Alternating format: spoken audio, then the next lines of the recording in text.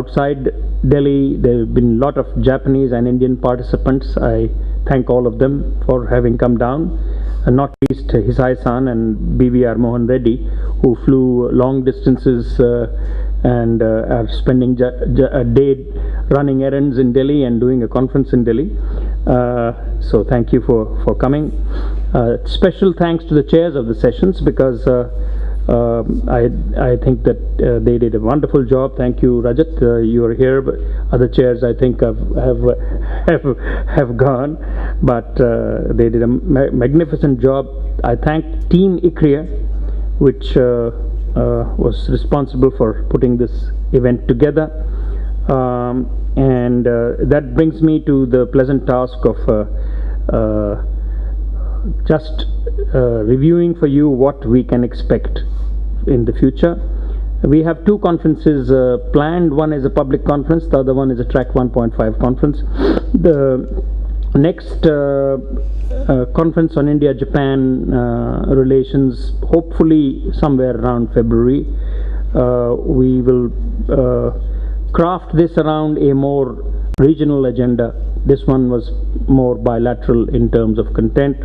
So what we hope to cover in the next one is the regional perspectives of India and Japan as partners, regional connectivity, the role of Japan, JICA, area and India in building the kind of connectivities which provide the sinews for Asian economic integration, especially projects across the Bay of Bengal, reaching all the way into ASEAN and Southeast Asia.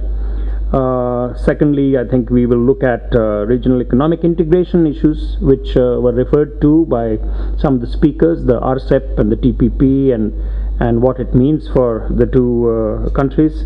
And we hope that we will get the benefit of some of the architects of these regional economic integration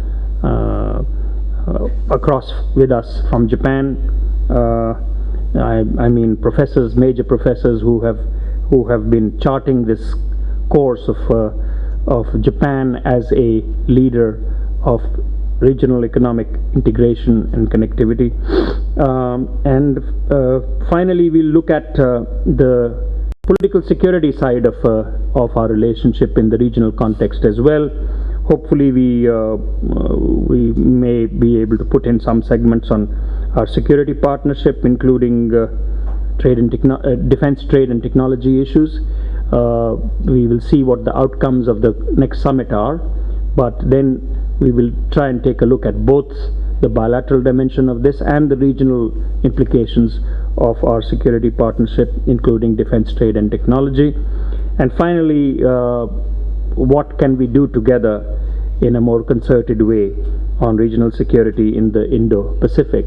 So that's my concept broadly for the next India-Japan conference, which we hope to, as I mentioned, organize around about February.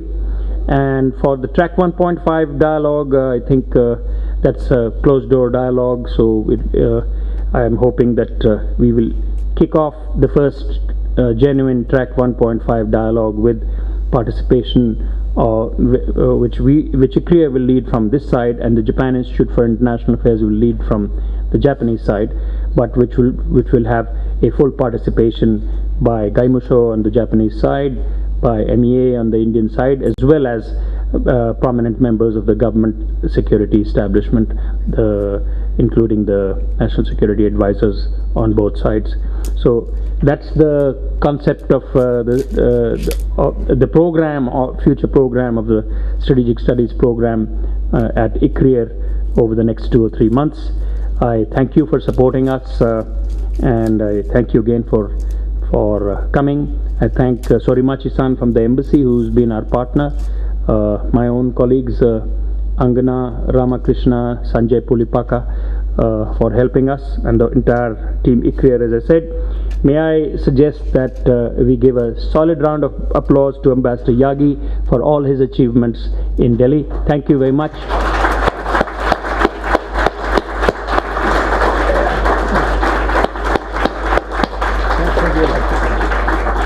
Great job.